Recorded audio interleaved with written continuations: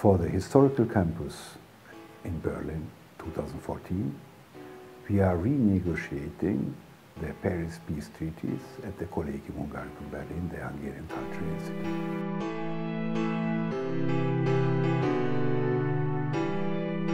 A crowd of people that is interested in these historical events, on the one hand, in history, what happened a long, long time ago, but also interested in the question, what can we learn from this for today, for Europe today? The guilt lies on the Central Powers for starting this war. It must absolutely clear that the solution and the lection from these 4 years is that we need a stable and secure peace for Europe, which is a stable and secure peace for the world, and we have to build here together a new world order. Yeah, it's quite a tough position because Germany obviously lost the war and is actually now being humiliated by the other forces. And we are just trying to make the best of it and trying to lose as least as possible, which is really hard. So we will pay the civilian costs, but about the percentage, that our economy can really not allow more than 50%. France is not going to sign anything unless we have the principle laid down in the treaty that Germany is liable to pay for all civilian damages. Our main goal is to achieve a sustainable peace in Europe, and we think it's only possible to have this with a functioning democracy Germany. If we say the only one who is guilty of the war is Germany, we are destroying this chance. So it's a really difficult position for us to be able to counter so many nations. Because we have no say really in these peace negotiations, we just have to take whatever they say. We still have the right to go to war. I mean, you might like it or not, but international law allows you to go to war. Germany has been and will be in the future again a great trading partner for all of our countries, and when they're bankrupt, we cannot do anything with it. It's quite challenging and frustrating to see how hard it is to come to a compromise. Especially France, they're really aggressive towards Germany and they will need to tone that down. We have the possibility either to prevent a new war by breaking Germany or to be much more generous towards Germany. As a German, I would say let's be generous, let's try to be partner, also as a European of course, because I think that finding a common solution with all partners is the best way. The simulation game is also about taking a different perspective from one's own.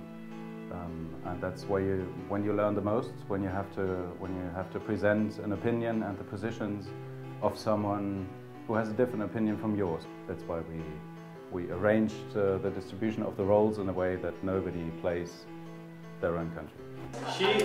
She made a statement that Transylvania was kidnapped from Romania. Was taken from Romania. Yeah. This is not the case. Yeah. The fact is, it breaks my heart because I'm a Romanian. So Transylvania was never part of Romania until 1918. I have to, support a lot of arguments which are actually in conflict with my own personal identity as a Romanian. I'm playing German-Austria actually, so completely opposite side than my national side, but that's the point of the game, I suppose. Yeah. What would have happened if an extremist would have shot the future king of, I don't know, Italy or UK? What would the natural response of these countries would be? Well, personally, for example, I do not agree with the attitude of our delegation that Austria is not responsible for the war. I think that Hungary is responsible for the war and for the aggression on Serbia, as well as Germany was for aggression on Belgium. My opinion is that everyone's guilty. We all know that everyone's guilty. We delete the word guilt, because guilt implies a crime and something else. Responsibility, better word. I read a lot about the positions of the Allies and the Central Powers, and I tried to imagine what these people wanted from the conference. And if you take a step back and leave the national black box you are in and stop seeing Versailles and the Paris Peace Conferences like a sort of violence that is done to Germany, and if you understand what the victorious powers wanted from these treaties, then it becomes some sort of understandable.